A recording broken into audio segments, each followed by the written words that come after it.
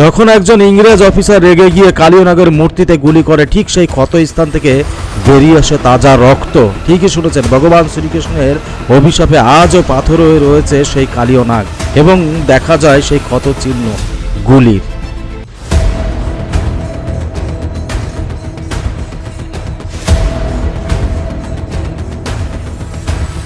এই কাহিনী শুরু হয় গরুর এবং নাগেদের মধ্যে বিবাদ নিয়ে। পক্ষীরাজ গরুর নাগেদের যেখানেই পেত সেখানেই খেয়ে ফেলতেন। কালিয়ানাগ তার প্রাণ বাঁচানোর জন্য সপরিবারে পৃথিবীর যে প্রান্তেই লুকিয়ে থাকুক না কেন, গরুর ঠিকই খুঁজে বের করতেন। এমন সময় কালিয়ানাগ জানতে পারেন যে বৃন্দাবনের মথুরার ওই যমুনাতে গরুরের অভিশাপ রয়েছে, সে সেখানে গেলে তার মৃত্যু ঘটবে। এই জানা মাত্র ওই কালিয়ানাগ সপরিবারে গিয়ে বসবাস করতে থাকলেন বৃন্দাবনের যমুনাতে। কিন্তু সেই যমুনায় বসবাস করাকালীন কালিয়ানাগের বিষ এতটাই বিষাক্ত ছিল, সেখানে বসবাসকারী পশু পাখি এমনকি গরু বাছুর যারা সেই জল পান করত, তাদের প্রাণহানি হতো, তাদের মৃত্যু হতো। ভগবান শ্রীকৃষ্ণ বাল্যবেলায় খেলার সময় নদীতে ঝাঁপ দেন। এই সেই স্থান যেখানে ভগবান শ্রীকৃষ্ণ ও কালিয়ানাগের যুদ্ধ হয়। অবশেষে ভগবান শ্রীকৃষ্ণ কালিয়ানাগের ফনার উপর দাঁড়িয়ে নৃত্য করেন ও কালিয়ানাগকে দমন করেন। এটি সেই পবিত্র স্থান যেখানে দাঁড়িয়ে ভগবান শ্রীকৃষ্ণ কালিয়ানাগকে দমন করেছিলেন।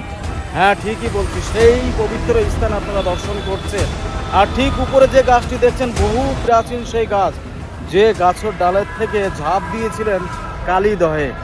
ভগবান শ্রীকৃষ্ণ কালিয়ানাগকে দমনের পরে কালিয়ানাগকে শর্ত দেন যে এই মুহূর্তে তুমি যমুনা ছেড়ে অন্যত্রে চলে যাও, এবং সঙ্গে সঙ্গে কালিয়ানাগকে সাবধানও করে দেন যে বৃন্দাবন ছেড়ে যাওয়ার সময় তুমি যদি পিছন ফিরে বৃন্দাবনের দিকে দেখো, সেই স্থানে তুমি পাথর হয়ে থাকবে। ভগবান শ্রীকৃষ্ণের কথা অনুযায়ী কালিয়ানাগ তার পরিবার নিয়ে বেরিয়ে পড়লেন বৃন্দাবন থেকে, এবং যেতে যেতে কিছুটা দূর জৈতি বলে একটা গ্রাম রয়েছে বৃন্দাবন থেকে কিছুটা দূরে, সেখানে এসে তিনি মনে করেন যে একবার দেখে নেওয়া যাক বৃন্দাবন থেকে আমি কতটা দূরে এসেছি।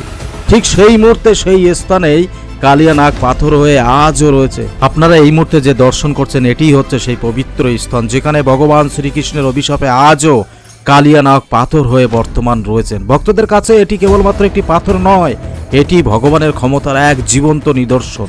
বিজ্ঞান হয়তো একে সাধারণ পাথর বলবে, কিন্তু বিশ্বাস আর ভক্তির কাছে এটি আজও কালিয়ানাগের অস্তিত্বের প্রমাণ। আপনি যদি কখনো বৃন্দাবনে গিয়ে থাকেন, বৃন্দাবন থেকে কিছুটা দূরে জৈতি বলে গ্রামে এই পাথরের মূর্তি এখনো দেখতে পাবেন।